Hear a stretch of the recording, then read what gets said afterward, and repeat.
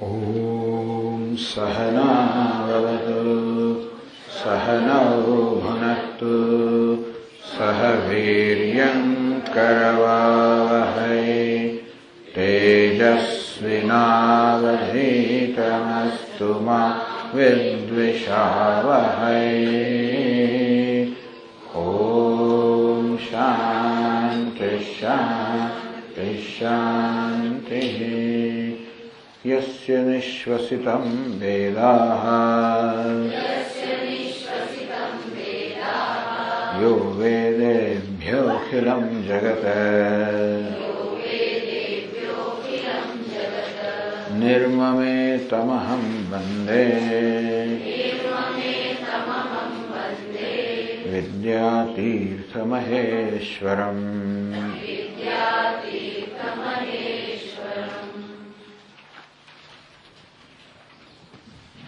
तो ત્રણ પ્રકારની મલિન વાસનામાં દેહ વાસનાની ચર્ચા ચાલી રહી છે. પહેલા લોક વાસનાની ચર્ચા કરી, પછી શાસ્ત્ર વાસનાની ચર્ચા કરી, અને હવે આ દેહ વાસનાની ચર્ચા ચાલી રહી છે. તો કે દેહ વાસના પણ ત્રણ પ્રકારની હોય છે. આત્મત્વ અર્થાત દેહમાં આત્મબુદ્ધિ હોવી એ મૂળભૂત વાસના છે.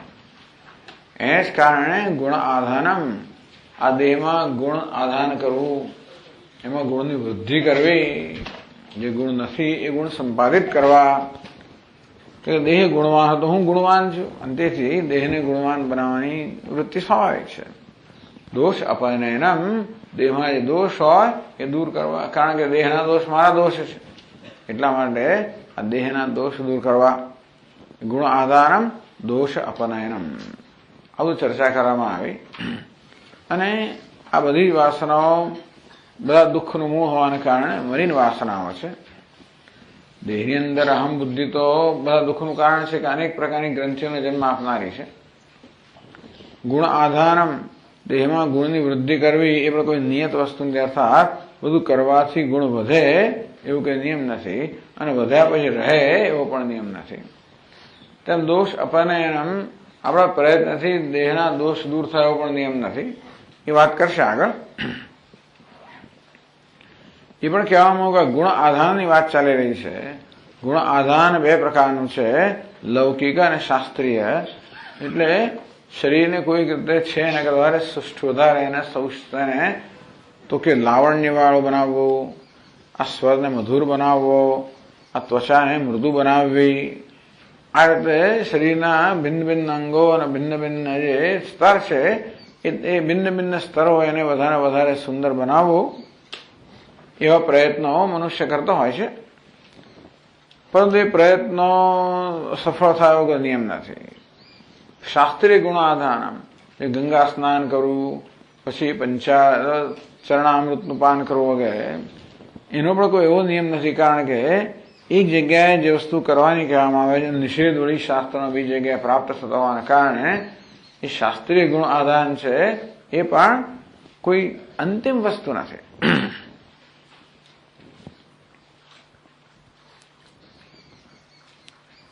કારણ કે આમ તો દેહના દોષનું અપનયન થઈ શકે એમ જ નહીં. દેહ એટલો મલિન છે.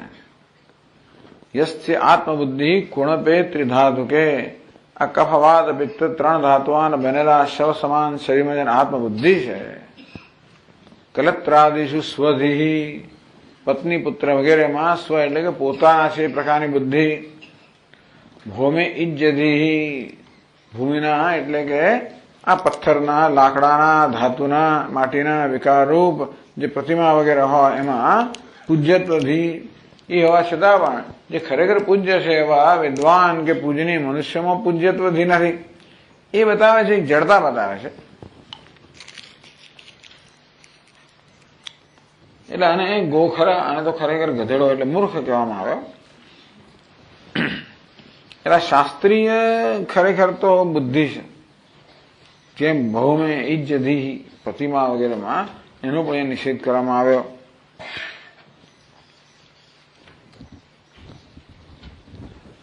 હવે આગળ કહે છે, આપણા સંસ્કૃતના 61માં પાના પર છેલ્લી પંક્તિમાં, છેલ્લી લીટીમાં, ગુજરાતી પુસ્તકમાં 70મું પાનું, છેક ઉપર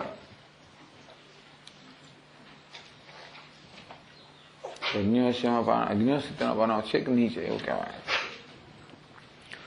અત્યંત માલિન્યમ છે અત્ર મૈત્રાયણીય શાખાયામ શ્રૂયતે. આ દેહ અત્યંત મલિન છે, તેથી કોઈ રીતેના દોષ દૂર કરી શકાય નથી માટેની મલિનતાની વાત કરે છે.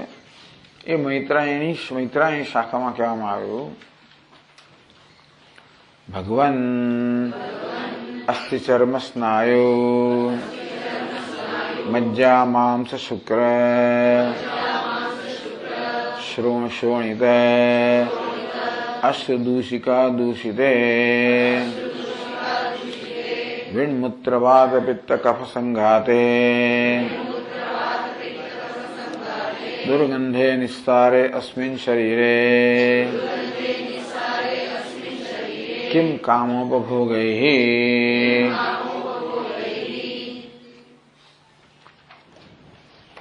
આવું હતું કે આ પ્રકારે આવી જાતનું અત્યંત મલિન શરીર હોય, અપવિત્ર, અસ્થિ ચર્મ સ્નાયુ મજ્જા માંસ શુક્ર શ્રોણિત અશ્રુ દૂષિકા એટલે આંખમાં પેલા બધા હોય છે ને પિયા શું કહેવાય એ બધું એમાંથી દૂષિત જે આ શરીર છે, અને વિષ્ઠા મૂત્ર વાત પિત્ત કફનો સંઘાત છે, અત્યંત દુર્ગંધ ધરાવનારો છે, સાર વગરનો છે, એવા શરીરમાં વળી કામનો ઉપભોગનો શું હોય? આ શરીર વિશે કે શરીર દ્વારા કામનો ઉપભોગનો શું અર્થ છે? ઇતિ શરીરમિદમ મૈથુનાદેવોદ્ભૂતમ સંવિદ્યપેતમ નિરયઃ ઇવ મૂત્રદ્વારે નિષ્ક્રાંતમ અસ્થિભિશ્ચિતમ માંસેન અનુલિપ્તમ ચર્મણા અનબદ્ધમ વિણમૂત્રપિત્ત કફમજ્જા મેદો વસાદિભિઃ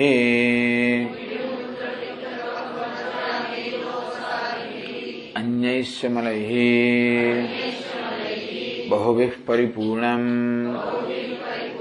કોશઃ ઇવ વસુના ઇતિ ચ. આ શરીર મૈથુનમાંથી જન્મેલું સંવિદ વ્યપેત વરસાદ એ ચેતના રહિત અચેતન જડ છે. નિરહ જાણે કે નરક હોય એવું. મૂત્ર દ્વાર નિષ્ક્રાંત મૂત્ર દ્વારથી એ ઉત્પન્ન થતું બહાર નીકળ્યું છે. અસ્થિભિઃ ચિતમ અસ્થિ એટલે હાડકાથી આખું રચાયેલું છે. આ શરીરનું માખું હાડકાથી રચાયેલું છે. માંસ એને અનુલિપ્તમ માંસથી પછી લેપન કરવામાં આવ્યું છે. ચર્મણ અનબદ્ધમ ચર્મથી પછી એને મઢવામાં આવ્યું છે. વિણમૂત્ર પિત્ત કફમજ્જામેદો વસાભિઃ અન્યૈઃ મલૈઃ બહુભિઃ પરિપૂર્ણમ. આ પ્રકારના અનેક પ્રકારના મળથી એને પૂરવામાં આવ્યું છે, ભરવામાં આવ્યું છે. કેવી રીતે? કોષ એ વસુના જેમ ખજાનો હોય ને ધનથી આપણે ભરીએ એવી રીતે આ શરીર જે છે એને આ બધા મળમૂત્રથી ભરવામાં આવ્યું છે. ટૂંકમાં આ રીતે આ શરીરનું અત્યંત માલિન્ય બતાવવામાં આવ્યું છે. અને તેથી દૂષિત શરીર છે. અત્યંત મલિનો દેહ દેહી છે અત્યંત નિર્મલ. આ દેહ અત્યંત મલિન છે. કઈ રીતે બધું બતાવવામાં આવ્યું? આમ સતત વિવેક આપણે કરી શકીએ માટે કહેવામાં આવ્યું કે દેહી અત્યંત નિર્મલ. ક્યાં દેહ અને ક્યાં દેહી? આ દેહમાં નિવાસ કરનાર દેહ અત્યંત નિર્મલ છે. એમાં અહંભાવ હોવો એ જ યોગ્ય છે. અત્યંત મલિન દેહમાં અહંભાવ હોવો કોઈ રીતે યોગ્ય છે જ નહીં. દેહ અહમ છે પણ નહીં, અને એમાં અહંભાવમાં કશું પ્રાપ્ત કરવાનું પણ નથી. એ બધું દુઃખનું જ મૂળ છે. આ રીતે વિવેકથી આ દેહમાંથી અહંભાવમાંથી મુક્ત થવું જોઈએ.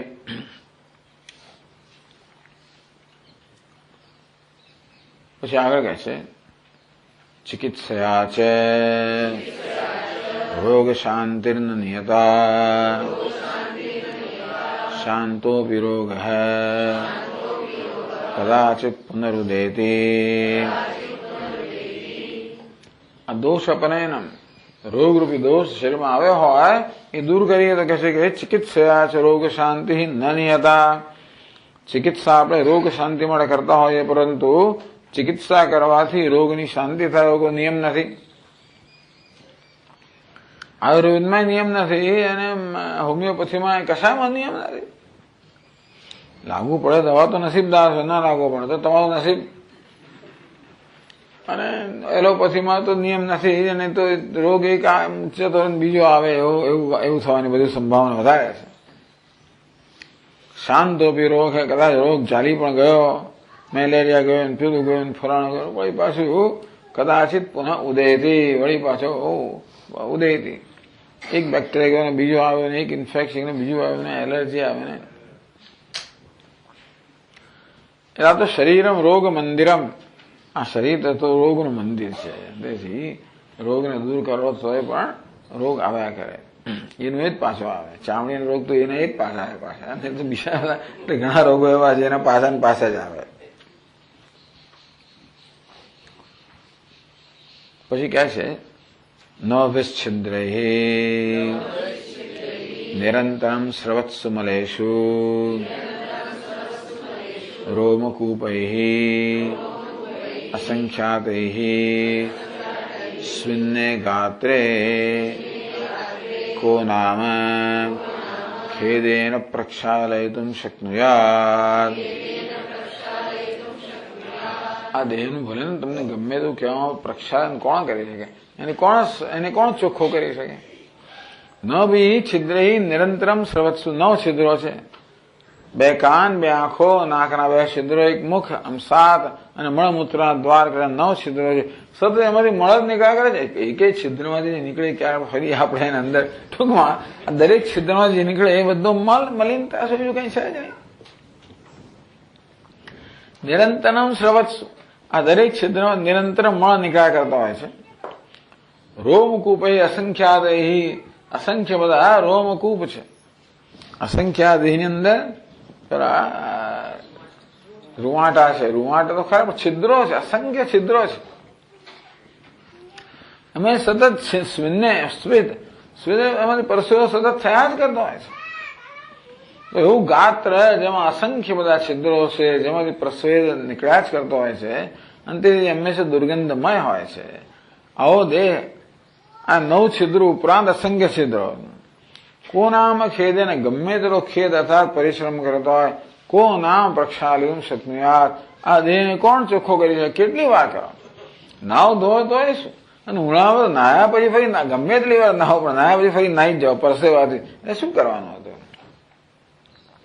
એનો છે નહીં કે નાવાનો નહીં, કે છે ચોખ્ખો નહીં કરવાનો. આપણે કહેવાનો વાત એ છે કે આપણે એવો વહેમ રાખતો હોય કે એવી શાસ્ત્ર કહે છે એ પ્રમાણે આપણા દેહને કોણ કરી શકવાનું હતું? તદુક્તમ પૂર્વાચાર્ય નવછિદ્રયુતા દેહા સ્રવંતિ ઘટિકા ઇવ બાહ્ય શૌચૈર્ન શુદ્ધ્યંતિ નાંત શૌચમ ચ વિદ્યતે. આમ પૂર્વાચાર્યો કહેલું છે ન છિદ્રયુતા દેહા, દેહમાં 9 છિદ્ર છે. ઘટિકા એવા કોઈ ઘડો હોય જેમાં 9 છિદ્ર હોય, એમાં પુરેલી વસ્તુ જેમ સતત દ્રવ્ય સરવ્યા કરે, તેવી રીતે આ 9 દ્વારવાળા 9 છિદ્રવાળા દેહનીમાંથી સતત સ્રાવ થયા જ કરતો હોય છે. શેનો? મલિનતાનો સ્રાવ થયા કરતો હોય છે. બાહ્ય શૌચૈર્ન શુદ્ધ્યંતિ, તમે શુદ્ધ કર્યું પાછું એ સ્રાવ તો ચાલુ જ છે. એને કારણે એના ગમે તેટલું બહારથી તમે શુદ્ધ કરવાનો પ્રયત્ન કરો, શુદ્ધ થાય નહીં. આંત શૌચમ ન વિદ્યતે, અંદરથી શુદ્ધ કરવાનો કોઈ પ્રયત્ન શક્યતા જ નથી. અતઃ દેહવાસના મલિના, દેહ વાસના મલિન જ છે, દુઃખ આપનારી છે, માટે મલિન છે. બંધન કરનારી. મલિન કોને કહેવાય? જે બંધન કરનારી હોય. અજ્ઞાન જેમાંથી વધારે એટલે ભ્રમની પરંપરા જન્મનારી હોય. અહંકાર જેનાથી વધુને વધુ ઘન એટલે કે નક્કર થતો હોય, જે પુનર્જન્મનું બીજ હશે, આવી મલિન વાસના કહેવામાં આવી. આ દેહ વાસના, દેહમાં અહમ બુદ્ધિ કહો, એને એમાં ગુણને મૂકવાનો પ્રયત્ન કરો, દોષ દૂર કરવાનો પ્રયત્ન કરો. આ બધી વસ્તુઓ કર્મ કરાયને પુનર્જન્મનું બીજ છે અને બંધન કરનારી છે. અહંકાર વધારનારી તો ખરી ને પાછી. દેહની અંદર થોડા વખત મળે પણ આપણું નાક સારું થયું અને ચામડી બરાબર હતી એટલે આ બધું અહંકાર વધારનારી છે. જે ભ્રમ હતો એ ભ્રમની પરંપરાને વધારનારી છે. એવા કર્મ વારંવાર કરાવનારી છે. પુનર્જન્મ ઉત્પન્ન કરનારી છે. માટે આ દેહ વાસના મલિન છે. તદેતત માલિન્યમભિપ્રેત્ય વસિષ્ઠ આહ. તો દેહ વાસનાને મલિનતાને ધ્યાનમાં રાખીને યોગ વાસિષ્ઠમાં વસિષ્ઠ ઋષિએ કહ્યું છે આપાદમસ્તકમહમ માત્ર પિતૃ વિનિર્મિત ઇત્યેકો નિશ્ચયો રામ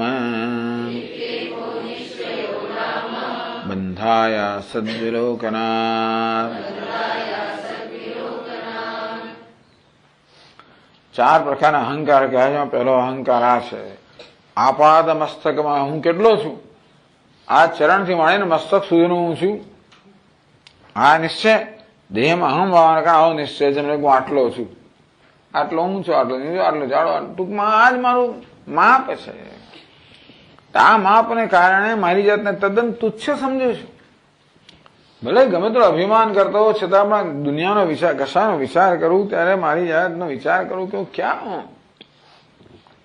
ક્યાં બ્રહ્માંડનું માપ અને ક્યાં એમાં આપણા સૂર્યમંડળનું માપ, ક્યાં એમાં પૃથ્વી રૂપી એક ગ્રહનું માપ, એમાં વળી પાછો આ એક સ્થળ અને એમાં મારું શું માપ છે એમ વિચાર કરીએ તો તુચ્છતા સિવાય બીજું કઈ આપણો મનો જન્મે જ નહીં. માતા પિતૃ વિનિર્મિત માતા પિતાથી નિર્મિત થયેલો પાદથી મળીને મસ્તક સુધીનો હું આટલો છું. ઈથી નિશ્ચય એક આ પ્રકારનો નિશ્ચય એ એક નંબરનું પહેલા નંબરનું અભિમાન છે. તો આ અભિમાન બંધાય અભિમાન છે બંધન કરવા માટેનું કારણ છે અસત વિલોકનાથ. કારણ કે એમાં અસત વાસ્તવમાં જે સત નથી આત્મા નથી એ દેહમાં અહમ બુદ્ધિને કારણે આ પ્રકારનો જે નિશ્ચય છે કે ભ્રમ છે એ બંધન કરનારો છે. બંધન છે બંધનને વધારે દ્રઢ બનાવનારો છે. વળી બીજે પણ કહ્યું છે એ યોગ વાસિષ્ઠ સા કાલ સૂત્ર પદવી સા મહાવીચી વાગુરા સાસી પત્ર વન શ્રેણી યા દેહે હમિતિ સ્થિતિ યા દેહે અહમિતિ સ્થિતિ. આ દેહમાં અહમ સ્થિતિ અર્થાત દેહમાં અહમ ભાવ જે છે શું છે બધા પ્રકારના નરકનું સાધન છે કે નરક સમાન જ છે. અહીં ત્રણ નરકના નામ દીધા કાળસૂત્ર, મહાવીચી કે અવીચી અને અસિપત્રમ. આ ત્રણ પ્રકારના કેટલાય નરકો ત્રણ નરકની વાત કરી.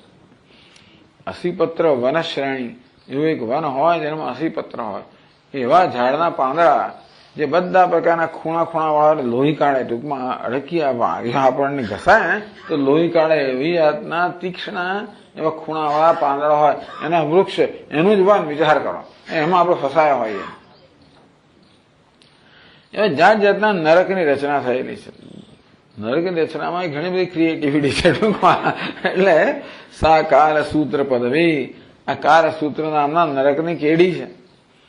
મહાવીચી અવીચી કે મહાવીચી વાગુરા આ મહાવીચી નામના નરક માર્ગની એની જાળ જ છે. સા અસિપત્ર વન શ્રેણી આ વળી સા એટલા સ્થિતિ આ પ્રકારની મતી હું ઉદ્દેશ પ્રકારની મતી અસિપત્ર શ્રેણી. તો અસિપત્ર જે છે એની હાર મળ્યા છે. યા દેહે અહમિતિ સ્થિતિ દેહમાં અહમ ભાવ જે છે એ મતી એ આવી નરક સમાન છે બીજું કઈ નથી. સાત્યાજ્યા સર્વયત્નેન સર્વનાશેપ્યુપસ્થિતે સ્પૃષ્ટવ્યાસાન ભવ્યેન સશ્વમાંસેવ પુલકસી સા મતિ સર્વયત્નેન ત્યાજ્ય. સા દેહાત્મ ભાવના, આ દેહમાં અહમ ભાવના છે, સર્વયત્નેન ત્યાજ્ય, બધા યત્નથી એનો ત્યાગ થવો જોઈએ. ભાઈ એમ કરવાથી બધો નાશ થઈ જતો. ધારો આ દેહમાં અહમ બુદ્ધિ ત્યાગવાને કારણે બધાનો નાશ થઈ જતો કે સર્વનાશ બી ઉપસ્થિત સમગ્ર નાશની ઉપસ્થિતિ સ્થિતિ પ્રાપ્ત થઈ હતો. પણ આ મતિનો તો કોઈ પણ રીતે ત્યાગ થવો જ જોઈએ. સ્પષ્ટવ્યા સાન ભવ્યેન, આ દેહમાં અહમ બુદ્ધિનો કોઈ સ્પર્શના ભવ્યેન, જે ભાવિ કલ્યાણ ઈચ્છનાર હોય એટલે મુમુક્ષુ હોય. ભાવિ કલ્યાણ ઈચ્છનાર કે મુમુક્ષુ છે એને અડકવું જ ના જોઈએ. કેવી રીતે અડકવું ના જોઈએ? દ્રષ્ટાંત આપે છે. પુલકસી એટલે ચંડાળની સ્ત્રીને અડકવું ના જોઈએ. એમાં પાછી સસ્વમાંસા ઇવ, સ્વ એટલે કૂતરાનું માંસ, સહરે સહિત આ કૂતરાનું માંસ લઈ જનારી કોઈ ચંડાળી હોય એને દૂરથી પણ જેમ ન અડકવું જોઈએ તેવી રીતે આ દેહમાં અહમ ભાવના જે છે એને મુમુક્ષુ તો દૂરથી ના અડકવું જ ના જોઈએ. સા ત્યાજ્ય સર્વ યત્ન, એના બધા યત્નથી એનો ત્યાગ કરવો જોઈએ. તદેતત લોકશાસ્ત્ર દેહ વાસનાત્રયમ અવિવેકિના ઉપાદેયત્વેન પ્રતિભાસમાનમપી વિવિધિશોઃ વેદનોત્પત્તિ વિરોધિત્વાत् વિદુષઃ જ્ઞાન પ્રતિષ્ઠા વિરોધિત્વાચ્ચ વિવેકિભિઃ હેયમ. તદેતત લોક વાસના, શાસ્ત્ર વાસના, દેહ વાસના, અવાસનાત્રયમ અર્થાત આ ત્રણ વાસનાનો જે સમૂહ છે અવિવેક્ય નામ ઉપાદેયત્વેન પ્રતિભાસમાનોપી. અવિવેકી મનુષ્યને ઉપાદેય માને છે કે આ તો આપણે હોવું જોઈએ. અવિવેકી માણસ શું કે ભાઈ કોઈ લોકવાસના, કોઈ મારી નિંદા ના કરે, મારી પ્રશંસા ના કરે, એ પ્રકાર મારે વર્તવું જ જોઈએ. શાસ્ત્ર વાસના, વધારે વધારે પાઠ કરવો જોઈએ, વધારે વધારે મારે અધ્યયન કરવું જોઈએ. આમ એમ કરીને વધારે વધારે મારે નામના પ્રાપ્ત કરવી જોઈએ, કીર્તિ પ્રાપ્ત કરવી જોઈએ. અવિવેકી માણસ એટલે જે માત્ર દુન્યવી સિદ્ધિઓને જીવનો ધ્યેય માને છે. એટલે અવિવેકી મનુષ્યના હાથમાં શાસ્ત્ર વગેરે પણ આવી જાતની સ્થિતિ પ્રાપ્ત કરે. શાસ્ત્રનું અધ્યયન પણ એના અહંકારને વધારનારું કે દુન્યવી પ્રાપ્તિનું સાધન બને. અધ્યયન કરતો હોય, પાઠ કરતો હોય, પૂજા વગેરે કરતો હોય, એ પ્રકારની કુશળતા કે વિદ્વત્તા પ્રાપ્ત કરે, એ બધાનો ઉપયોગ પણ આ રીતે દુન્યવી પ્રાપ્તિઓમાં જ થાય. કે પછી કર્મ વાસના હોય એટલે કર્મકાંડ વગેરે હોય એની પણ ધારો કે એવી નિષ્ણાત કે એવી ક્ષમતા પ્રાપ્ત, એ બધાનો ઉપયોગ પણ એનામાં અવિવેકી માણસો એ બધું પ્રાપ્ત કરવા ઈચ્છે જેથી એ લોકોને વધુને વધુ ભૌતિક વસ્તુ પ્રાપ્ત થાય. દેહ વાસના ને દેહને પણ ચમકેલો બનાવવો, એમાંથી દોષ દૂર કરવા, એને તો એ લોકો ઈચ્છનીય જ માને.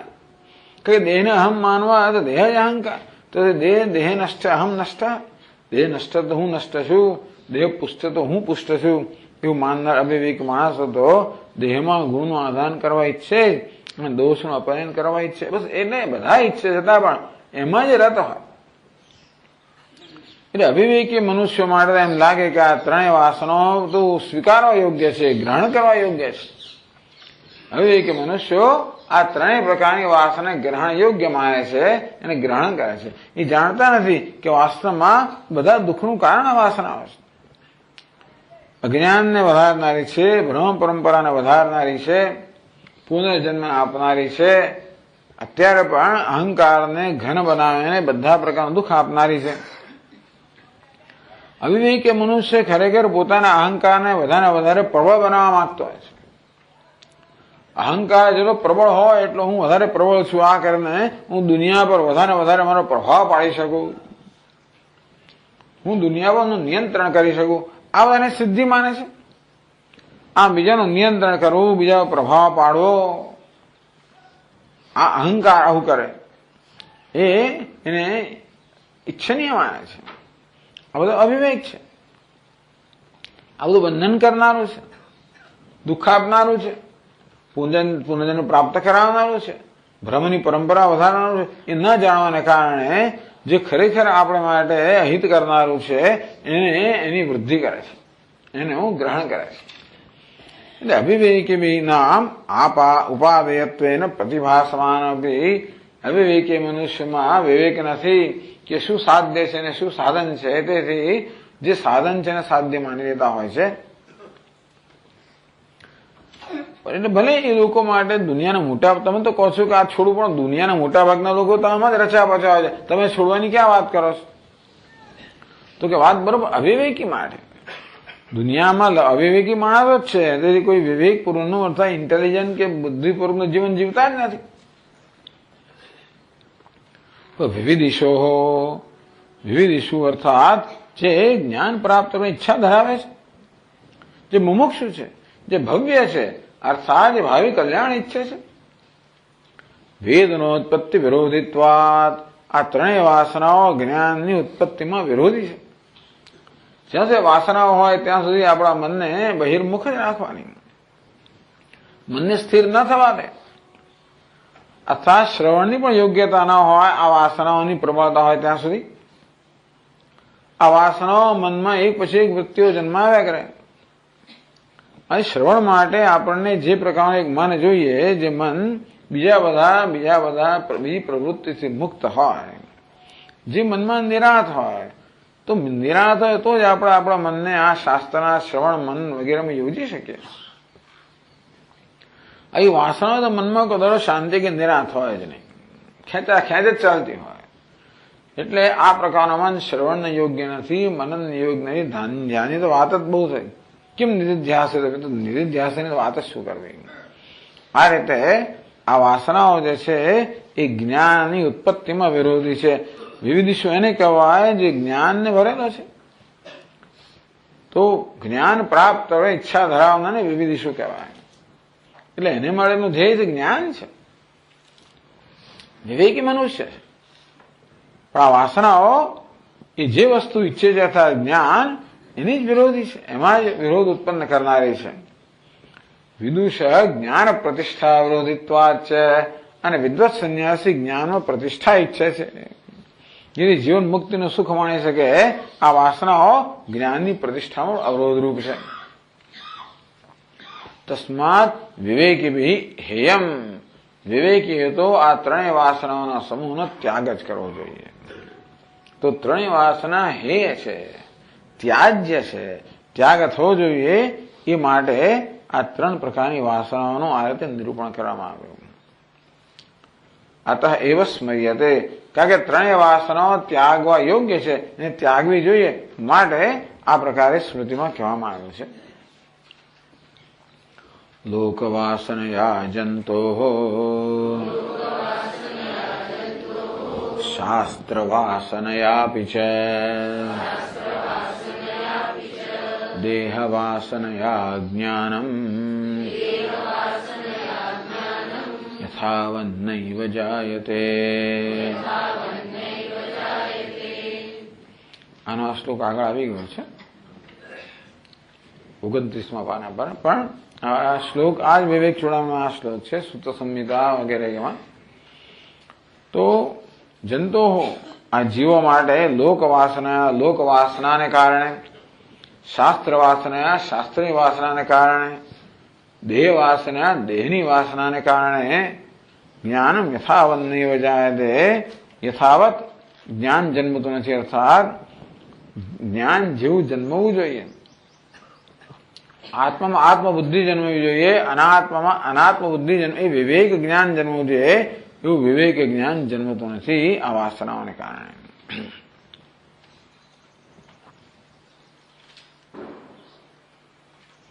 આ ત્રણ વાસના. એક ચોથી વાસનાની વાત કરે છે, આગળ વાત થઈ ગઈ. એ કહે છે યાતો દંભદર્પાદી આસુર સંપદ રૂપા मानस वासना तस्याह नरक हेतुत्वात् मालिन्यम अति प्रसिद्धम। चौथी एक वासना कही अकाम क्रोध लोभ आसुरी संपत्ति रूपी वासना है तो खरी पाછી या तो दंभ दर्पादि आसुर संपद रूपा दंभो दर्पोभिमानस्य क्रोधः पारुष्यमेव च अज्ञानम चाविवादस्य पाद संपदमासुरीम।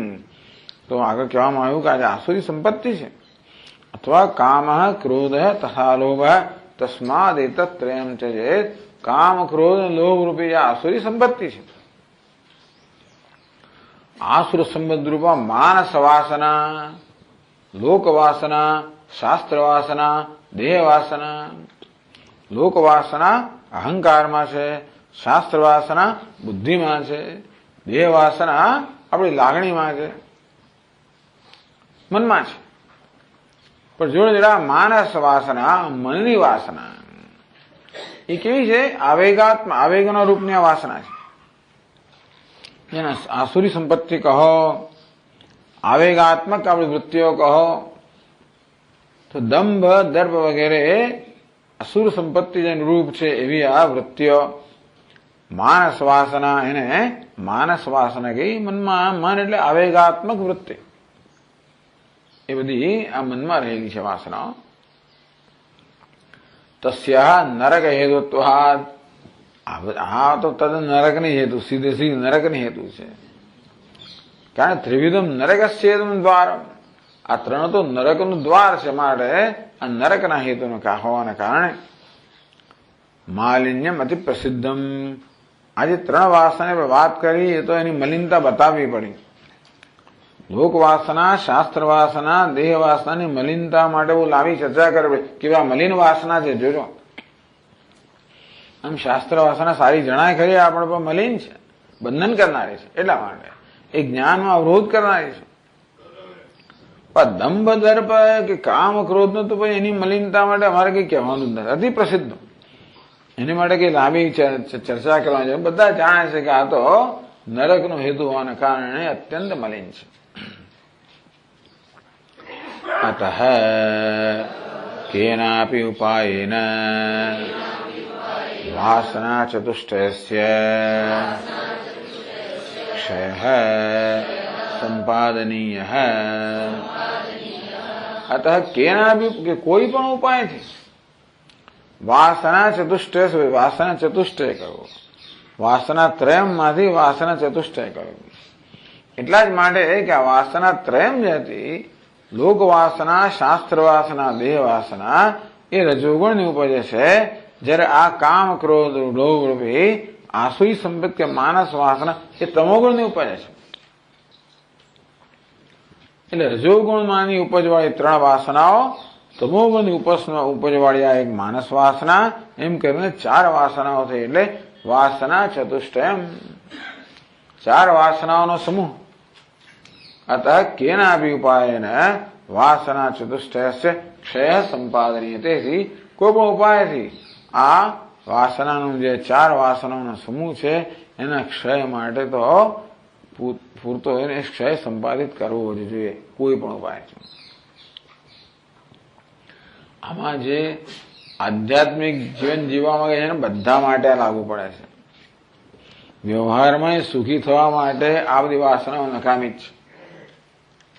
એમને માનું કે વ્યવહારિક સુખ આપે સ્વામી આ તો અધ્યાત્મ માટે બરોબર વ્યવહાર માટે નથી બરોબર। આ બધી વાસનાઓની મલિનતા તો છે જ એટલે એ દુઃખ આપનારી જ છે વ્યવહારમાં દુઃખ આપે આપણને। અંતેથી કોઈ પણ વ્યક્તિ આ ચાર પ્રકારની વાસના સૌથી વધારે આસુરી સંપદવાળી વાસના આ કામ ક્રોધ લોભ વગેરે અત્યંત મલિન તમોગુણ ઉપજવાળી અત્યંત મલિન વાસના જે તો દુનિયા એ તો બધા દરેક માણસ દૂર કરવી જ જોઈએ। પછી આ બીજા સૂક્ષ્મ વાસનાઓ છે ક્યારેક પારખવી મુશ્કેલ છે। લોક વાસના શાસ્ત્ર વાસના વગેરે પારખવી મુશ્કેલ છે કે આ બંધન કરનારી છે આ પણ છોડવી જોઈએ। એમાં હે બુદ્ધિ ત્યાજ્ય બુદ્ધિ આપણે ઉત્પન્ન કરવી પડે એ વાસનાઓને સમજીને। પેલામાં તો પ્રશ્ન જ નથી કામ ક્રોધ લોભ તો છોડવું જોઈએ પ્રશ્ન નથી, પણ આ વાસનાઓ છોડવા યોગ્ય છે એ આપણી સમજમાં પહેલા આવવું જોઈએ. પછી એને માટે એને ત્યાગવાનો પ્રયત્ન થવો જોઈએ. તો પહેલા તો છૂટવી જ જોઈએ. આ રીતે વાસના ક્ષયની વાત કરવામાં આવી. યથા વાસનાયા ક્ષય સંપાદનીય તથા મનસોપી. જેમ વાસનાનો ક્ષય સંપાદિત કરવો જોઈએ તેમ મનનો ક્ષય કે મનનો નાશ પણ સંપાદિત કરવો જોઈએ. એટલે મન શું વસ્તુ છે? આપ કોને મન કહો છો ભાઈ? આપ કહો છો કે મનનો ક્ષય કરવો જોઈએ કે મનનો નાશ કરવો જોઈએ, મનને નિસ્તરંગ બનાવવું જોઈએ, તો મન વસ્તુ શું છે? તો કહે છે નચ તાર્કિકવત નિત્યદ્રવ્યમ અણુપરિમાણમ મનઃ વૈદિકાઃ અભ્યુપગચ્છન્તે येन मनोनाशः દુસ્સંપાદસ્યા. આમ દરેક દર્શનમાં દરેક વસ્તુની પોતાની વ્યાખ્યા હોય છે. તો ન્યાય દર્શનમાં મનની વ્યાખ્યા શું કરે છે? આ વૈશેષિક લોકો અને એમના ચમચા નૈયાયિક લોકો એ આ બધી વસ્તુઓને નિત્ય માને છે. પંચમહાભૂત નિત્ય છે. પંચમહાભૂત, દેશ, કાળ, મન અને આત્મા આ 9 વસ્તુને નિત્ય માને છે. નિત્ય એટલે નિત્ય, જેનો નાશ થાય જ નહીં. આ બધા દ્રવ્યો છે એ નિત્ય દ્રવ્ય છે. ન્યાયનો શાસ્ત્રનો પ્રારંભ જ્યાં થાય. આ પહેલું આ તદ્દન ખોટી વસ્તુ છે ને. દ્રવ્ય વસ્તુ નિત્ય હોવી એ બની જ ના શકે. પણ એ વિચારી શકતા નથી. વૈશેષિક લોકોએ આ પ્રકારનો નિર્ણય કર્યો કે આ વસ્તુ નિત્ય છે. બસ આથી આગળ વિચારી શકતા નિત્યની શું વ્યાખ્યા કરવી? કારણ કે આ લોકો માટે જગત સત્ય છે. હું તો આ બધા દર્શનો જગતને સત્ય, સાંખ્ય કહો, વૈશેષિક કહો, નૈયાયિક કહો, યોગ કહો કે મીમાંસા કહો, આ 6 માંથી 5 દર્શન છે એ તો જગત સત્ય માને છે. પણ દુઃખ પણ સત્ય છે, સુખ પણ સત્ય છે. એટલે સત્ય દુઃખને દૂર કરીને સત્ય સુખને પ્રાપ્ત કરવું જોઈએ. પણ દુઃખને દૂર કરવાના અને સુખની પ્રાપ્તિનો ઉપાય બતાવે છે. તો વેદાંત તદ્દન જુદા જ પ્રકારનું છે ને. આ 5 કે તદ્દન જુદું. જગત મિથ્યા છે, દુઃખ પણ મિથ્યા છે, સુખ પણ મિથ્યા છે. આ મિથ્યાથી ઉપર ઉઠવું જોઈએ અને સત્ય તો આપણું સ્વરૂપ જ છે, ક્યાંય બીજે છે નહીં. એટલે માત્ર અદ્વૈત વેદાંત જેવું છે જે આ જગતને મિથ્યા બતાવનારું છે.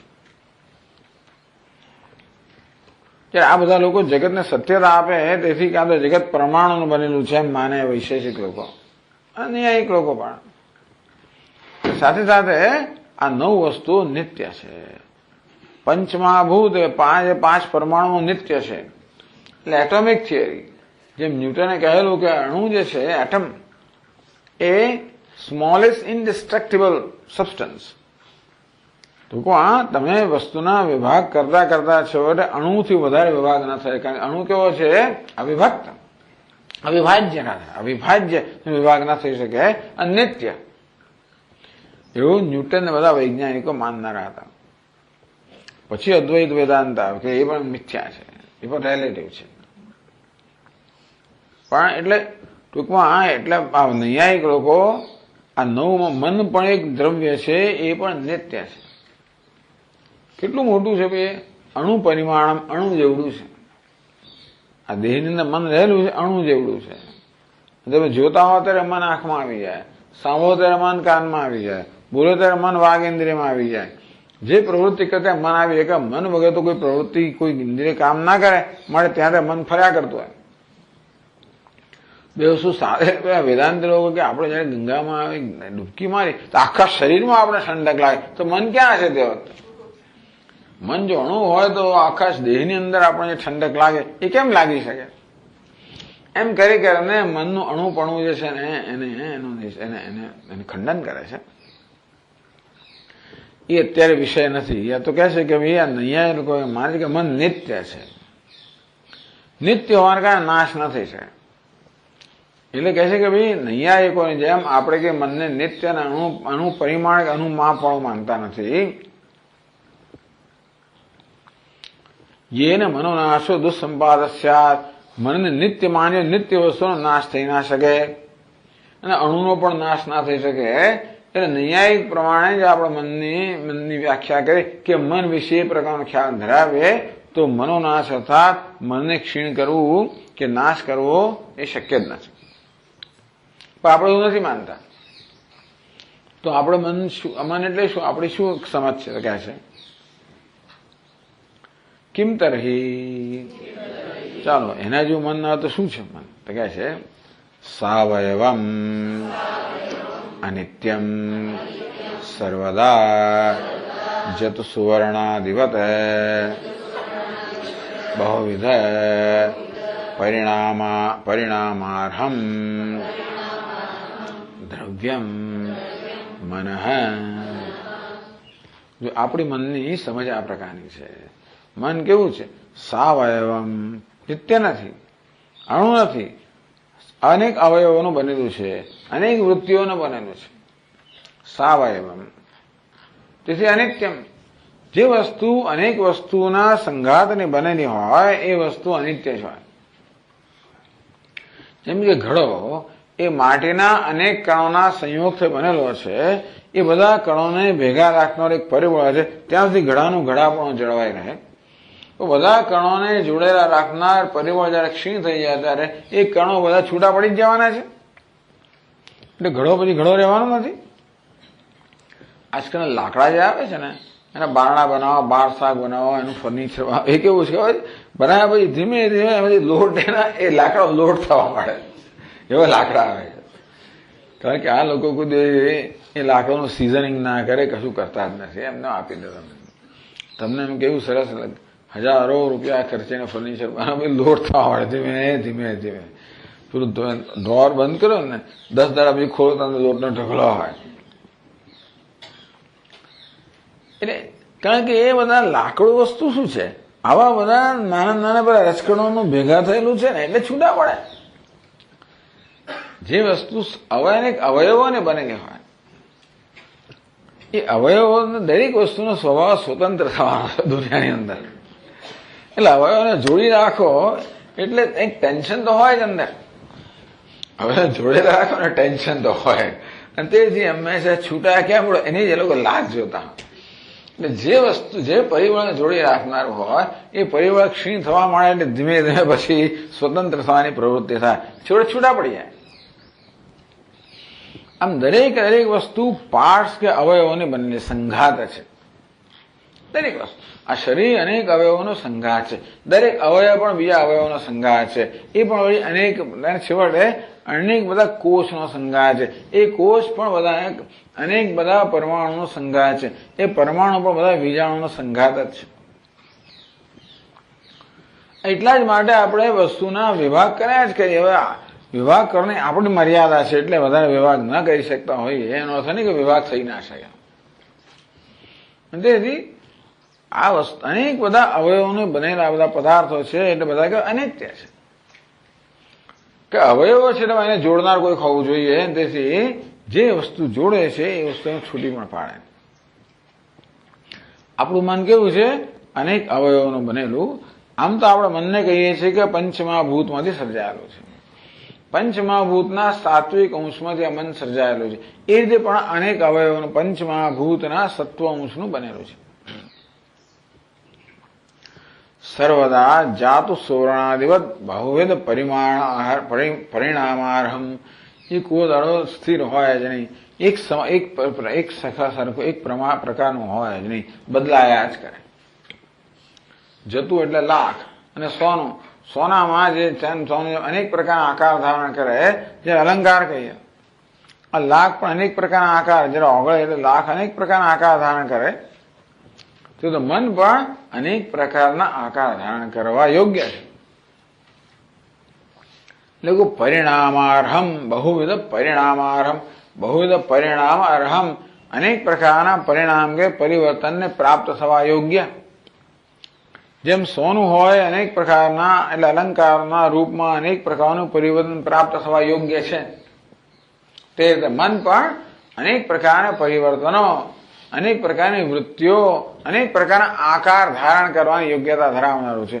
અને તે સતત કેવું છે? ફિકલ, સતત ફ્લક્સ, સતત બદલાયા કરતો આવું મન છે આપણી દ્રષ્ટિએ. અને તેથી આ મનને ક્ષીણ કરવું, એનો નાશ કરવો સંભવિત છે.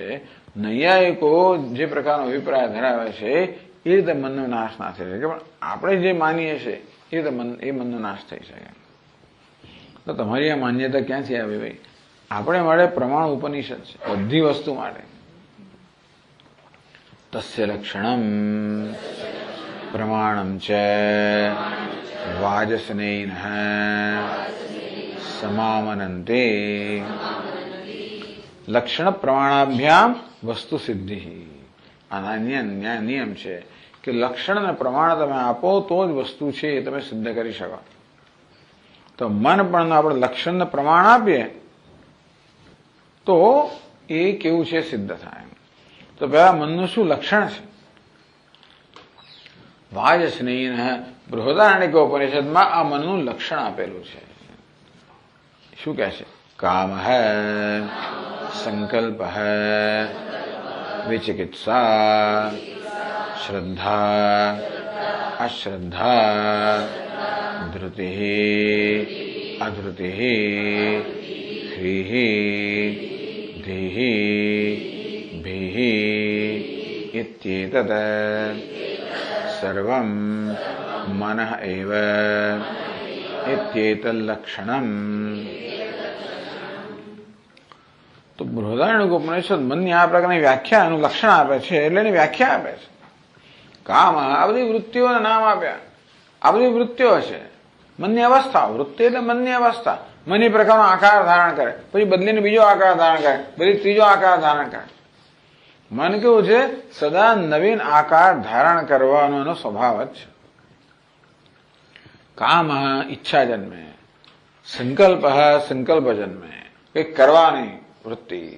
કશુંક આપણે સંકલ્પ એટલે કંઈક નિયમ લઈએ, કંઈક કરવા માટેનો નિર્ધાર કરીએ, સંકલ્પ. શ્રદ્ધા વિચિકિત્સા, સંશય જન્મે. શ્રદ્ધા અશ્રદ્ધા એટલે શ્રદ્ધાનો અભાવ. ધૃતિ એટલે કે ધૈર્ય.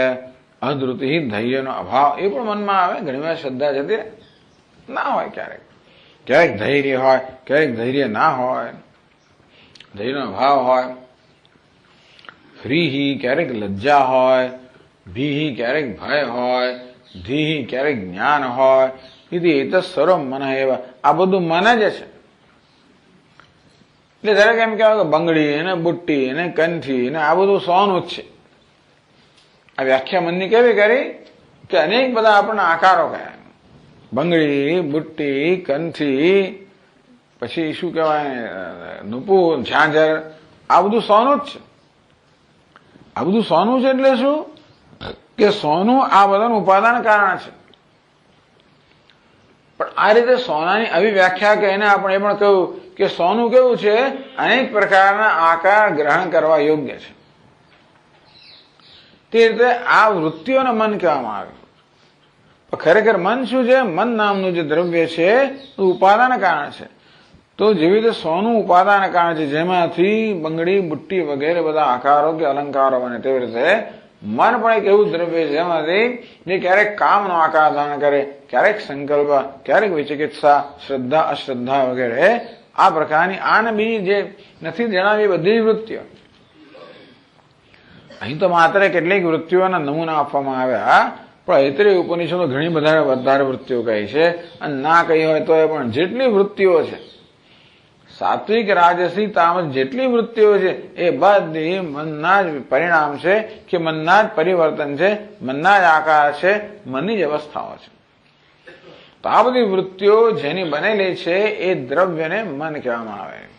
જેમ કે આ બધા અલંકારો જ્યાં બનેલા છે દ્રવ્યને સુવર્ણ કહેવામાં આવે, તેવી રીતે આવી એક એક વૃત્તિ એક એક અલંકાર સમાન છે અને જેમાંથી આ વૃત્તિઓ બનેલી છે એ દ્રવ્યનું નામ મન. આ પ્રકારે મનનું લક્ષણ આપ્યું. શું લક્ષણ છે? મન એક એવું દ્રવ્ય છે કે એક એવી હસ્તી છે જે આ પ્રકારની વૃત્તિઓ લીધા કરે, આ પ્રકારની વૃત્તિના રૂપમાં સતત પરિણમતો હોય છે. એ જે હસ્તી કે દ્રવ્ય છે એનું નામ મન. એ પોતે સમજાવે છે કે કહે છે, ગ્રંથકારક કહે છે, યાહ કામાદિ વૃત્તયઃ ક્રમેણ ઉત્પદ્યમાનાઃ ચાક્ષુષ પ્રત્યક્ષ ઘટાદિવત સાક્ષી પ્રત્યક્ષેણ અતિસ્પષ્ટં ભાસન્તે તદુપાદાનમ મનઃ ઇત્યર્થઃ. યહ કામાદિવૃત્તયઃ, કામ, સંકલ્પ, વિચિકિત્સા વગેરે આ બધી જે વૃત્તિઓ છે ક્રમેણ ઉત્પદ્યમાના, એક પછી એક જન્મનારી છે. એટલે કામ પછી વિચિકિત્સા એવું કઈ નિયમ નહીં કે સંકલ્પ જન્મે. કહેવાનો ભાવ છે સામાન્ય કામના પછી સંકલ્પ જન્મે પછી, પણ એક પછી એક જન્મનારી વૃત્તિઓ. ચાક્ષુષ પ્રત્યક્ષ ઘટાદિવત, આ વૃત્તિઓ આપણે જાણીએ, એનાથી આપણે સભાન છે. આપણે બહુ સ્પષ્ટ રીતે આ વૃત્તિઓને જાણીએ. આપણા મનમાં જે કોઈ વૃત્તિ જન્મતી હોય એનું આપણને ભાન હોય છે. તો જે ચાક્ષુષ પ્રત્યક્ષવત ઘટાદિવત, આ ઘડો, વસ્ત્ર વગેરે બહારના ઘડિયાળ, પુસ્તક વગેરે પદાર્થો છે જે ચક્ષુને પ્રત્યક્ષ છે અને તેથી આપણે ચક્ષુ વડે, ધારો કે દ્રષ્ટાંત છે કે ચક્ષુ વડે આપણે જેવી રીતે આ ઘટપટ વગેરે પદાર્થોને પ્રત્યક્ષ જાણીએ છીએ, તે જ રીતે આ મનની વૃત્તિઓને આપણે જાણીએ છીએ. એ પણ ઇન્દ્રિયોથી નહીં, સાક્ષી પ્રત્યક્ષેણ. તો આ બહારના પદાર્થો છે, ઇન્દ્રિયોના વિષયોને ઇન્દ્રિય પ્રત્યક્ષ કહેવાય, જ્યારે આ મનની વૃત્તિઓ છે ને સાક્ષી પ્રત્યક્ષ કહેવાય. મન કે ઇન્દ્રિયોનો વિષય નથી, ભાઈ કોણ સાક્ષી? જે જૂના છે ને આત્મા, સાક્ષી, સાક્ષી પ્રત્યક્ષ. સાક્ષી રૂપ જે ચૈતન્ય છે એ એને જાણનાર છે, એને પ્રકાશિત કરનાર છે, જોનાર છે. એટલે ચૈતન્ય પણ જયારે જ્ઞાતાનું રૂપ લે ત્યારે, ચૈતન્ય તો જોનાર નથી, પણ ચૈતન્ય જયારે જ્ઞાતાનું રૂપ લે ત્યારે કે સાક્ષીનું રૂપ લે ત્યારે એ ચૈતન્યને પ્રત્યક્ષ છે. તો જેમ આ બહારના ભૌતિક પદાર્થો ઇન્દ્રિયોને પ્રત્યક્ષ છે, તેવી રીતે આ વૃત્તિઓ સાક્ષી કે ચૈતન્યને પ્રત્યક્ષ છે, આપણે જાણીએ છીએ. એટલે કામ, સંકલ્પ, વિચિકિત્સા વગેરે આપણે જાણીએ કે આ શું છે, કારણ કે આપણે સભાન છે એનાથી. એટલા જ માટે બૃહદારણ્યક ઉપનિષદ કહી શકે કે આ બધું મન છે, કારણ કે જો આ વૃત્તિઓ આપણને એનું જ્ઞાન ન હોત, સભાન ન હોત, આપણે ખબર જ ન હોત કે કોની વાત કરે છે. પણ ઉપનિષદ જેની વાત કરે છે એને આપણે સભાન છે. એટલે ગ્રંથકાર કહે છે કે આપણે એવા સ્પષ્ટ સભાન છે જેવા બહારના પદાર્થોથી હોઈએ છીએ. તો સાક્ષી પ્રત્યક્ષ અતિસ્પષ્ટમ ભાસંતે, આ સાક્ષીથી જે પ્રત્યક્ષ થાય છે આ બધી વૃત્તિઓ અત્યંત સ્પષ્ટ રૂપે ભાસે છે અંદર. તદ ઉપાદાનમ મનઃ, આ બધી વૃત્તિઓનું ઉપાદાન, આ બધી વૃત્તિઓ જેમાં સર્જાયેલી છે એ દ્રવ્યનું નામ મન. That stuff, અંગ્રેજીમાં એમ કહે, the stuff of which all these thoughts are made is mind. એટલે મન એટલે અંતઃકરણ, એવો અર્થ નહીં કરવાનો. તો આ મનનું લક્ષણ આપવામાં આવ્યું. પણ એનું સાબિતી શું? મન નામની વસ્તુ છે, કારણ કે ઇન્દ્રિયોથી પ્રત્યક્ષ નથી, એટલે મન નામની વસ્તુ છે એની કઈ પુરાવો ખરો? તો કે હા. એટલે હવે એને પ્રમાણ પુરાવો આપે છે. અન્યત્ર મના અભુવમ નાદર્શમ, અન્યત્ર મના અભુવમ નાશ્રૌષમ ઇતિ મનસા હ્યેવ પશ્યતિ મનસા શૃણોતિ ઇત્યેતત પ્રમાણમ. તો અન્યત્ર મનઃ અભુવમ નાદર્શમ, તો જોયું ભાઈ, પેલો રસ્તાની કોરાણે બેઠેલો છે, એક લુહાર બેઠેલો છે રસ્તાની કોરાણે, અને એ બાણ બનાવી રહ્યો છે. એ બાણ બનાવવામાં લુહાર એટલો બધો મગ્ન છે કે કોઈ માણસે જનારાએ પૂછ્યું, એનું ધ્યાન ઓલાવી હમણાં રાજાની સવારી ગઈ એ જોઈ કે ના જોઈ? અન્યત્ર મને આવો ના દર્શન, હું તો મારું મન તો ત્યાં હતું નહીં, બીજે હતું. આમાં બાણ બનાવવા માટે મેં તો જોયું નહીં. એટલે ના જોયું તો કઈ નહીં, પણ બધા હાથી ઘોડા જતા હતા અને ઢોલ નગારા વાગતા હતા, સાંભળ્યું કે નહીં? કહેશું અન્યત્ર મને આવો ના શ્રવસમ, મારું મન એમાં નહોતું, બે ધ્યાન હતો, સાંભળ્યું પણ નહીં. એટલે કહે છે કે ભાઈ જો મન હોય તો તમે જોઈ શકો, મન હોય તો સાંભળી શકો. એટલે કે આપણી નજરની સમક્ષ કશી વસ્તુ હોય તો પણ ના જોયો બને, કાન પર અવાજ પડતો હોય તો ના સાંભળ્યું બને. આપણે ગાઢ નિદ્રામાં તો બહાર નગારા વાગતો હોય તો ના સંભળાય બને. એ નગારાના અવાજ કાન પર પડે છે ખરા, પણ કાનની પાછળ મન નથી, માટે આપણે સાંભળી શકતા નથી. એ જ બતાવે છે કે ઇન્દ્રિયો ત્યારે જ પોતાનું કાર્ય કરી શકે જ્યારે ઇન્દ્રિયોનો વિષયનો સન્નિકર્ષ તો થવો જ જોઈએ, તદુપરાંત મન પણ એ તે ઇન્દ્રિયની પાછળ હોવું જોઈએ. એટલે જે હસ્તી આ ઇન્દ્રિયોને પોતાનું કાર્ય કરવાની ક્ષમતા પ્રદાન કરે છે કે જે હોય તો જ ઇન્દ્રિયો પોતાનું કાર્ય કરી શકે, જેની હાજરીમાં, જેની ગેરહાજરીમાં ન કરી શકે, કહેશે પોતે એ મન. એટલે મન છે એની સાબિતી છે. મન છે એની સાબિતી શું છે? આમ તો આંખો ઇન્દ્રિય છે, ચક્ષુ જેમ કે, અને પદાર્થ આ બેનો સન્નિકર્ષ થાય. ચક્ષુનો પોતાના પદાર્થ જેમ કે ઘડા સાથે સંયોગ થાય એટલે આ ઘડાનું જ્ઞાન જન્મવું જોઈએ, આ ઘડાની વૃત્તિ મનમાં જન્મવી જ જોઈએ, અને તો નથી જન્મતી. બામાનું શર્ટ ક્યાં છે? જો પેલા તાકાની અંદર, જો પેલા ખાવાના નીચેના ખાનામાં, જો આમ ચારે બાજુ ક્યાં છે? દેખાતું નથી. પછી આવે એને કાન પકડીને દેખાય, જો આ સામે જ છે, તો દેખાતું નથી. જોઈએ ખરા, પણ મગજ ચારે બાજુ ભમતું હોય એટલે સામે તો દેખાય નહીં. એટલે આંખોનો સંપર્ક થયો, દેખાતો કેમ નથી? કારણ કે મન એની પાછળ નથી. એટલે આ પ્રકારનો અનુભવ બતાવે છે કે મન નામની હસ્તી છે. એટલે આનો પુરાવો થયો કે હું બે ધ્યાન હતો માટે જોયું નહીં, બે ધ્યાન તો માટે સાંભળ્યું નહીં. ધ્યાન હોત તો જોયું હોત, ધ્યાન હોત તો સાંભળ્યું હોત. તો જેનો હોવાથી જોવાય ને સંભળાય, જેના ન હોય ન જોવાય ને સંભળાય, એનું નામ મન. મનસા હિ એષ પશ્યતિ મનસા શૃણોતિ. આ માણસ મનથી જ જોવે છે અને મનથી જ સાંભળે છે. આ એને માટેનો બૃહદારણ્યક ઉપનિષદના આ વાક્યો છે એ મનના હોવાના માટેનો પુરાવો છે, એવિડન્સ, પુરાવો કે મન છે એ મળવાનું પ્રમાણ કહો કે પુરાવો છે. સમજાવે છે ચક્ષુ સન્નિકૃષ્ટ સ્ફીતાલોક મધ્યવર્તી ઘટ શ્રોત્ર સન્નિકૃષ્ટ ઉચ્ચૈઃ પઠિતો વેદશ્ચ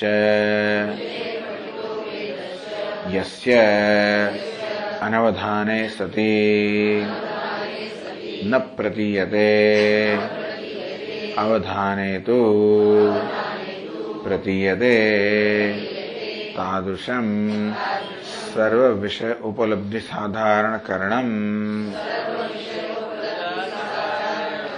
अन्वय व्यतिरेकाभ्याम प्रतीयते इत्यर्थ है. એ જ વાક્ય સમજાવે છે ગ્રંથકાર કે ભાઈ ચક્ષુ સન્નિકૃષ્ટ હે, ચક્ષુનો જેની સાથે સન્નિકર્ષ થયેલો છે એવો ઘડો. કેવો ઘડો? અંધકાર હોય તો ચક્ષુનો સન્નિકર્ષ થાય તો ઘડો ના દેખાય. એટલે માત્ર ઘડો નહીં, પણ શું કહે છે? સ્ફીતાલોક મધ્યવર્તી, અત્યંત પ્રકાશમાં મધ્યમાં રહેલો ઘડો, એટલે પ્રકાશિત થયેલો ઘડો. આંખો પણ ઘડાને ક્યારે જોઈ શકે? ઘડા કોઈ પદાર્થને ક્યારે જોઈ શકે? એ વ્યવસ્થિત રીતે પ્રકાશિત થયો હોય તો. કદાચ આંખો નબળી હોય તો જરા તરા પ્રકાશિત થયેલો ઘડો એ ના દેખાય. એટલે કહ્યું કે અત્યંત સ્ફીત આલોક મધ્યવર્તી, સ્ફીત અત્યંત પ્રકાશની મધ્યમાં રહેલો ઘડો એ ભલે ત્યાં રહ્યો તો પણ આમાં દેખાય. ચક્ષુ સન્નિકૃષ્ટ એવા ઘડાનો આપણા ચક્ષુ સાથે સન્નિકર્ષ થાય, સંયોગ થાય. એવો ઘડો દેખાવો જોઈએ કે ના દેખાય. પછી બીજું દ્રષ્ટાંત આપ્યું, કારણ કે ના શ્રૌષમ ના દર્શમ, મેં જોયું નહીં એટલે જોવાનું આ દ્રષ્ટાંત આપ્યું, મેં સાંભળ્યું નહીં સાંભળવાનું દ્રષ્ટાંત આપે છે. શ્રોત્ર સન્નિકષ્ટ તે શ્રોત્રેન્દ્રિય સાથે જેનો સન્નિકર્ષ કે સંયોગ થયેલો છે. ઉચ્ચૈ પઠિતો વેદ, મોટેથી બોલવામાં આવેલો વેદ. પછી કારણ કે ઘણા લોકો બોલતા હોય તો સંભળાતું જ નથી આપણને, કાન જરા થોડા થયા એટલે પછી પેલું બોલે, પણ ઉચ્ચૈ એટલે કે ઉચ્ચૈ પઠિત, મોટેથી બોલવામાં આવેલો એટલે આપણે એને મિસ ના કરીએ, આપણે એ છટકી ના જાય આપણા માટે.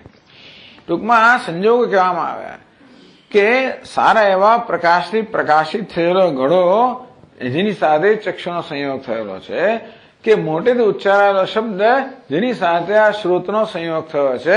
માટે પેલો દેખાવું જોઈએ કે સંભળાવવું જોઈએ, તો દેખાવા અને સાંભળવા માટેની બધી શરતો વિદ્યમાન છે. કહેવાનો ભાવ તે છે. તમે નહીં તો કહો કે ના ઘડો હોય એટલે દેખાય ઓછું છે, ભાઈ ઘડવામાં બરાબર પ્રકાશ ના હોય તો નાય દેખાય. તમે ધીમે બોલો નાય સંભળાય, બરોબર છે, પણ એટલે મોટેથી બોલ્યા આ ઘડો બરોબર પ્રકાશિત થયો. આ મારું ધ્યાન, મારી નજર ત્યાં નથી એટલે તારી નજર ત્યાં છે, તારી સામે છે. તો છતાંય પણ યસ્ય અનવધાને સતી ન પ્રતીયતે, જેનું ધ્યાન ન હોય તો એની પ્રતીતિ થતી નથી. અવધાને તો પ્રતીયતે, અને જેનું ધ્યાન હોય તો પ્રતીત થાય છે. તાદૃશમ, એ જ વસ્તુ છે. તાદૃશમ સર્વ વિષય ઉપલબ્ધિ સાધારણ કરણમ, પાંચે પાંચ જ્ઞાનેન્દ્રિયના વિષયની ઉપલબ્ધિ અર્થાત જ્ઞાન માટેનું જે સાધારણકરણ છે, એક વિશેષકરણ થયું, બીજું સાધારણકરણ થયું. આ ચક્ષુ જે છે ને એ રૂપ અને રંગની જોડે વિશેષકરણ છે, જે ન હોય તો રંગ રૂપ રંગ જોઈ જ ના શકાય. મન શું છે? સાધારણકરણ છે, કારણ કે એ બધી ઇન્દ્રિયો સાથે સંયોજાઈ શકે છે, માટે એને સાધારણકરણ કહેવામાં આવ્યું. જયારે જોવા માટે તો ચક્ષુ જ જોઈએ, સાંભળવા માટે શ્રોત્ર જોઈએ, સ્પર્શ કરવા માટે ત્વગિન્દ્રિય જોઈએ. એટલે આ પાંચ પ્રત્યેક જ્ઞાનેન્દ્રિય એ વિશેષકરણ છે પોતપોતાના વિષયનું, જયારે મન છે એ સાધારણકરણ છે. સર્વ વિષય ઉપલબ્ધિ સાધારણકરણ, બધા જ પાંચે પાંચ જ્ઞાનેન્દ્રિયોના વિષયની ઉપલબ્ધિ અર્થાત જ્ઞાન કે પ્રતીતિ માટે જે સાધારણ સાધન છે એવું મન. અન્વય વ્યતિરેકાભ્યામ, જેનું ધ્યાન હોય તો આપણે પ્રતીતિ થાય અન્વય, જે ધ્યાન ન હોય તો પ્રતીતિ ન થાય વ્યતિરેક. અન્વય અન્વય વ્યતિરેકથી વસ્તુનો હવાપણાનો નિશ્ચય થાય.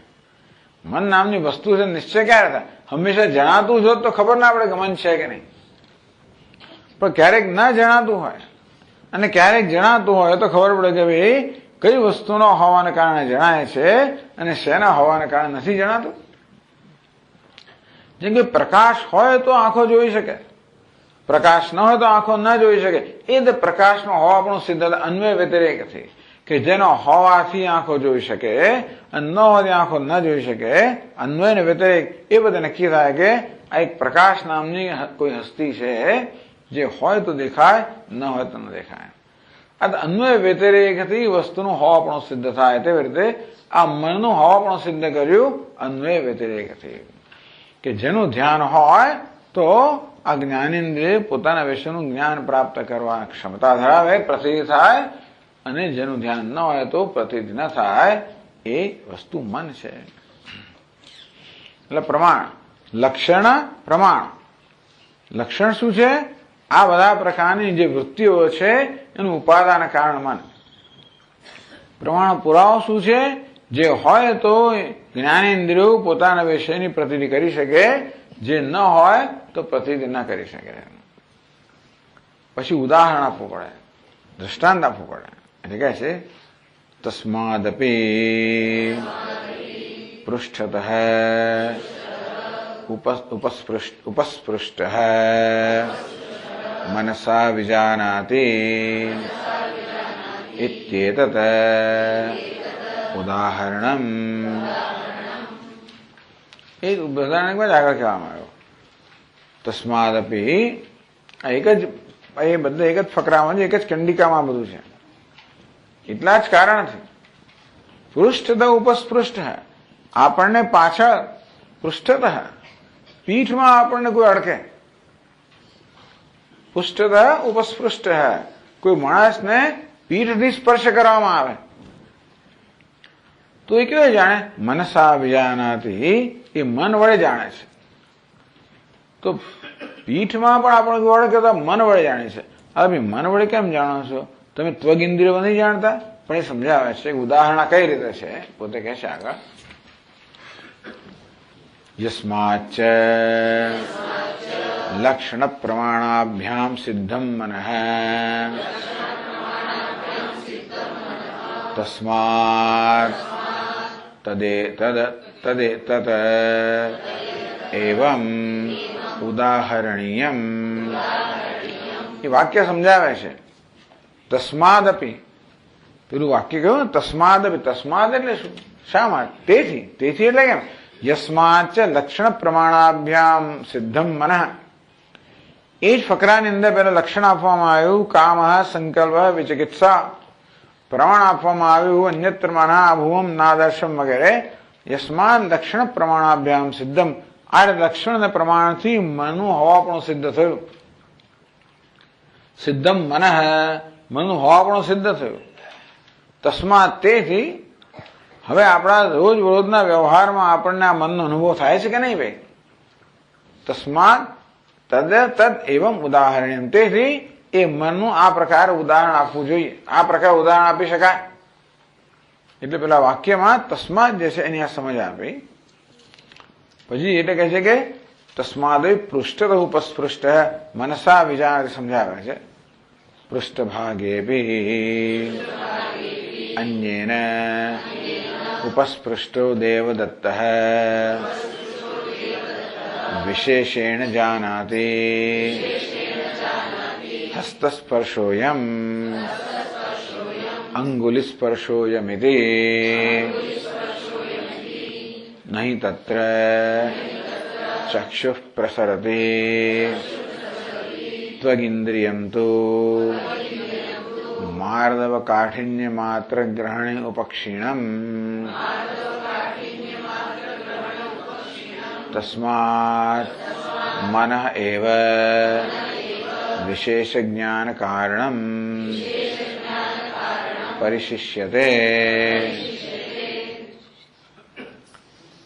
તસ્માદ અભી પૃષ્ઠત ઉપસ્પૃષ્ટ અપી ત્યાં જાય. પૃષ્ઠત ઉપસ્પૃષ્ટોપી, એ અપી ત્યાં જાય. પૃષ્ઠભાગે અપી અન્યનો ઉપસ્પૃષ્ટ. તેથી આ દેવદત્ત આ દેવદત્ત નામનો માણસ છે, એને કોઈ પાછળથી સ્પર્શ કરે તો વિશેષણ જાનાતે, એ વિશેષતા જાણે છે. શું વિશેષતા જાણે છે? હસ્ત સ્પર્શ, આ તો હાથથી સ્પર્શ કર્યો, આંગળીથી સ્પર્શ કર્યો. એ કોણ જાણે છે? આંગળીથી સ્પર્શ થયો એ જાણનાર કોણ? સ્પર્શ થયો એ જાણનાર તો સ્પર્શેન્દ્રિય છે. નહીં તત્ર ચક્ષુ પ્રસરતી.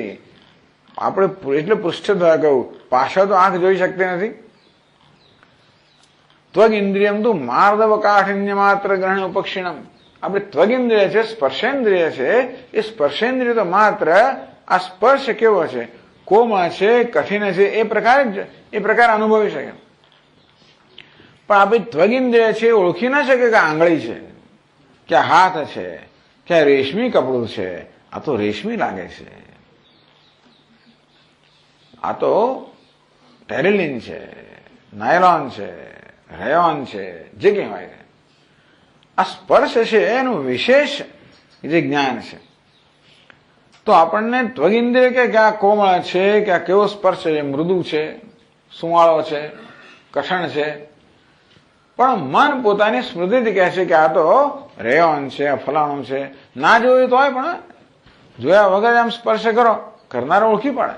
જે અંધ લોકો છે તો કેવું ઓળખી પાડતા હોય છે ને, બધું સ્પર્શથી અને શબ્દથી જાણે. પેલા સ્વામીજી હતા, આપણા કયા સ્વામીજી હતા? હા, ગંગેશ્વરાનંદજી. બડા સ્વામીજી કોઈ વાત કરે, સ્વામી ચિન્નાનંદજી મહારાજ. એટલે ગંગેશ્વરાનંદજીને જીવાનીમાં મળ્યા છે. ચાકડી પર ને કટ ગયા હશે. જે ઓળખાણ કરવા ચિન્મયાનંદ છે, આમ ફલાણા ઠીકણા ગંગેશ્વરાનંદજી, ચિન્મયાનંદજી એટલે આમ કેટલા વર્ષો પછી ગયા, કટ ઓળખી પાડ્યા, એ ચિન્મયાનંદ આ ગયા. આ વિશેષ એટલે આ શ્રોત્રેન્દ્ર તમારે કટકટ પણ આ વિશેષ જ્ઞાન કોને થાય છે? એ મનને થાય છે. ઉદાહરણ આપ્યું મનનું કે આપણી જ્ઞાનેન્દ્રિય છે, આપણે સામાન્ય જ્ઞાન આપતી હોય છે, જ્યારે મન છે વિશેષ, એની વિશેષતાનું જ્ઞાન આપનાર. તો જે કોઈ વસ્તુનો અનુભવ થાય એનું સામાન્ય જ્ઞાન આપનાર કે સામાન્ય અંશનું જ્ઞાન આપનાર ઇન્દ્રિય છે, એનું વિશેષ અંશનું જ્ઞાન આપણા મનથી થાય છે. નહીં તત્ર ચક્ષુ પ્રસરતી, પીઠ પાછળ ચક્ષુની ગતિ નથી. ત્વગ ઇન્દ્રિયમ તું માર્દવ કાઠિન્ય માત્ર ગ્રહણ ઉપક્ષિણમ. જયારે આપણી સ્પર્શેન્દ્રિય છે એ તો આ કોમળ સ્પર્શ છે, કઠિન છે, એટલું કહીને બીજો અટકી જાય, એથી આગળ વધી ના શકે. તસ્માદ મન એવ વિશેષ જ્ઞાન કારણ. તો વિશેષ જ્ઞાન કોના કારણે થયું? પરિશેષ ન્યાયથી. હવે તમે જોયું છે કે મનથી, પણ આપણી પાસે મન છે જ્ઞાનનું સાધન ને ઇન્દ્રિયો છે, તો ઇન્દ્રિયો સામાન્ય જ્ઞાન જ થાય છે, એટલે પરિશેષ ન્યાયથી. બાકી રહ્યું મન અને બાકી રહ્યું વિશેષ જ્ઞાન, એટલે બેને જોડી દીધા. આપણને વસ્તુનું સામાન્ય જ્ઞાન પણ થયું અને વિશેષ જ્ઞાન થયું.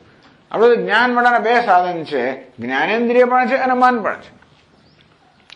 કોનાથી શું થાય છે, કેમ નક્કી થાય? તો જો ભાઈ આ જ્ઞાનેન્દ્રિય જો સામાન્ય જ્ઞાન પ્રાપ્ત કરાવે, એટલે સામાન્ય જ્ઞાન જ્ઞાનેન્દ્રિયથી થાય, તો વિશેષ જ્ઞાન હવે રહી ગયું સમજાવવાનું, અને આ બધું મન રહી ગયું, એટલે પરિશેષ ન્યાયથી આ મનથી વિશેષ જ્ઞાન થાય છે. એટલે કહ્યું એમણે કહ્યું પરિશિષ્ય રહે. કયા નિયમથી આ વસ્તુ થઈ? તો કે પારિશેષ ન્યાય છે.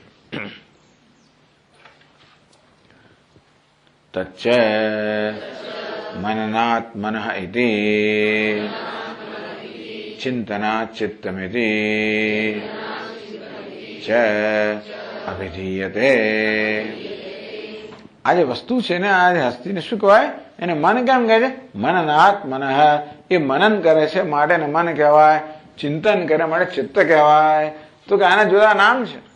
અને મન કહ્યું ક્યારેક ચિત્ત કહેવામાં આવે છે, ક્યારેક મનસ કહેવામાં આવે. એ મનન કરતો હોવાને કારણે મન એટલે મનસ કહેવામાં આવે છે, અને ચિંતન કરવા માટે ચિત્ત કહેવામાં આવે છે. આ આપણે મનની ઓળખાણ આપી. બરાબર, મનોનાશની વાત કરતા પહેલા મન શું વસ્તુ છે એ સમજવું પડે. હજી એની ઘણી ચર્ચા કરે છે આગળ. આ મન નહીં છે. મન વિશે આખો એક મોટો નિબંધ લખાય, એટલી બધી વસ્તુ એક સાથે જ અહીંયા છે બધી.